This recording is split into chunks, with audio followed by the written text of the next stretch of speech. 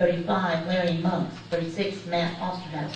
37, Vivian Pollard. 38, Josh Creed. 39, Rob Moore. 40, Elliot Sherman. 41, Matt Schroll. 42, Alan Smith. 43, Nicholas Smith. 44, Robert Spotswood. 45, John Staszewski. 46, James Tynan. 47, Gilberto Velasquez. 48, Sandra Veach. 49, J.D. Seesaw. 50, Alan Vogel. 51, Mary Wagner. 52, Wesley Warner. 53, Brad Walters. 54, Joe Carl White. 55, David Williams. 56, Mary Williams. 57, Kevin Wright. 58, Rowena White. 59, 60.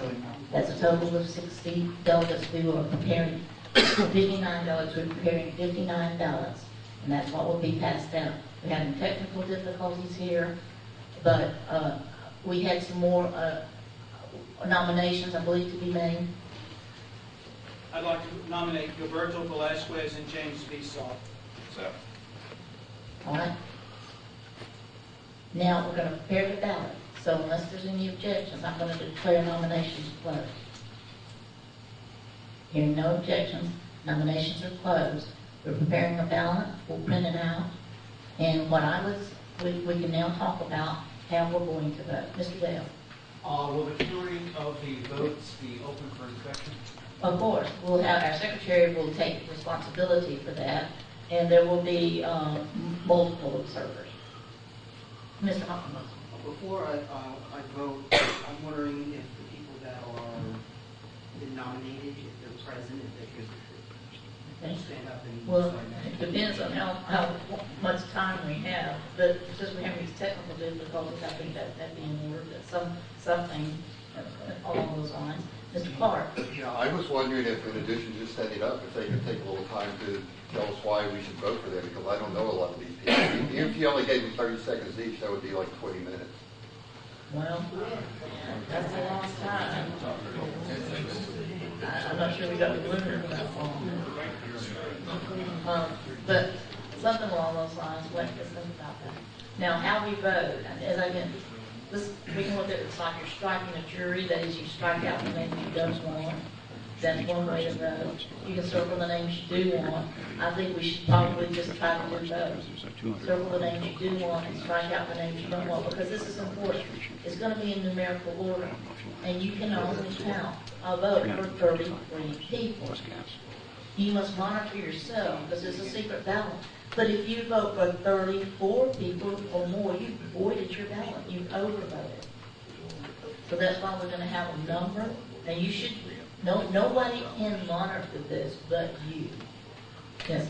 Yeah, point 33 or less. You can vote. Yeah, oh yes. Oh yes. That's right. Yes, Mr. Cheeseman.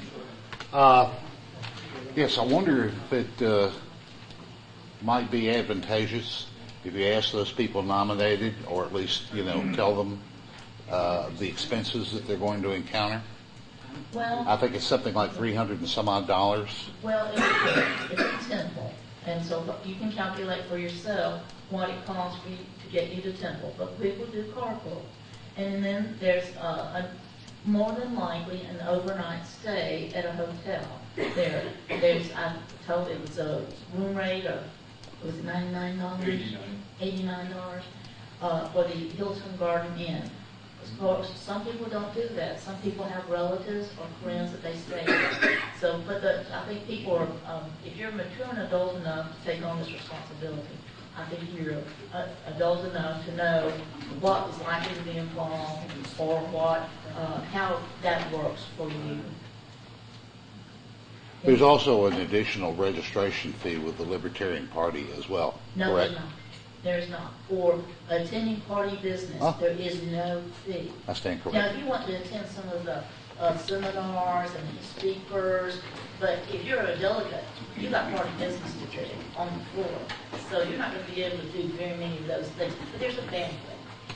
But those are extras. Nobody has to pay for that, only if you want to. Of course, we do encourage you to do that. It's good for the party and it's good for our finances, but it is not mandatory. And I think we have our technical difficulties fixed, where I'm hearing the printer work. Now, anyone that wants to be has, name is on this list, that if you want to come and say a few words, very few, to support your nomination, then I think now's the time to do it. Otherwise, people are just voting on your name, if you don't choose to introduce yourself. Mr. Tyne. Yes, ma'am. Should I just stand here? You want me to come up front? I think you're fine. Okay. James Tynan. I'm from Harris County. I've been involved in the Libertarian Party for about 10 years. Just moved to Houston this summer from Florida when I got a degree in Middle Eastern politics and archaeology. My biggest points for the Libertarian Party, I think, is freeing up schools.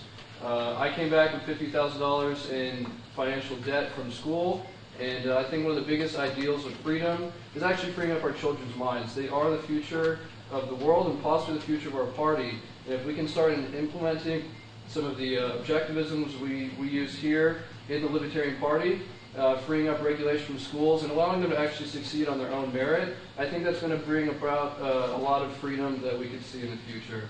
So thank you very much. If you want your nomination to be black on white, then that's fine. If you want to introduce yourself, Mr. McNichol.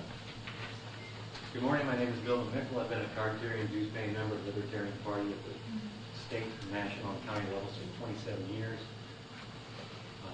I want to go to the county convention. I've already booked my room.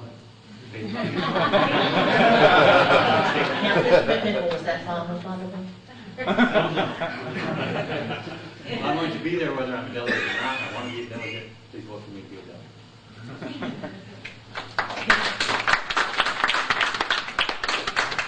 Hi, I'm Clayton Hunt. I'm kind of the same boat as Mr. McNichol.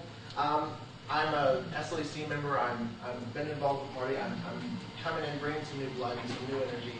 And I really would like to go in and help with the Libertarian Party state convention. I've already been to a state convention. I did the Republican thing in 2012 for Ron Paul, but I learned from my mistakes. I've been a member since August 29th, 2012, when I came over to the Chief Finnegan's efforts of recruiting Ron Paul people to the Libertarian Party, and I've never looked back. I'm proud to be a Libertarian Party member. Thank you. I'm James Beasley, and I like to be a delegate, and I agree with Mr. Tyne. Tynan, yes, sir. About the youth. This is where they're going to attempt to take over our country. If they can't take over this country during our lifetime, they're going to attack the youth in the next generation. We've got to get these people active. Repeat your name.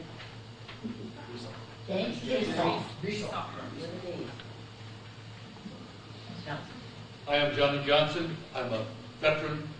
Up until this year, I voted Republican as long as I can remember. That doesn't work. Washington is broken. The two-party system is corrupt. Where did I hear that from? Something has to be changed, and it has to be changed at the local level. Johnny Johnson, I'd really like to go in, and since I already have reservations there too. Thank you. And Bert Kirby's my campaign manager.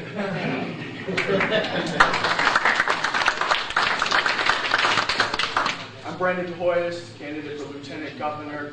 I'm a journalist, have been for the last 12 years. Every time I had an opportunity to interview a Republican or a Democrat, that one question turned into 30. By what authority do you derive your power from? It's certainly not the people, the way you act, and it's certainly not the Constitution. Our party has reached a critical moment.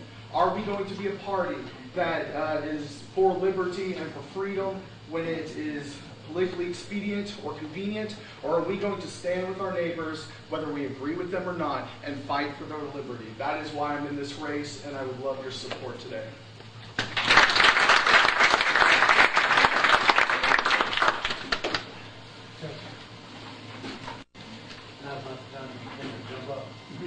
Okay, anyone else? Ms. Dudall. My name is Anna Duterrell, Duterroroil, and I'm a convert, and I refuse to go. I am 2 years into the Libertarian Party.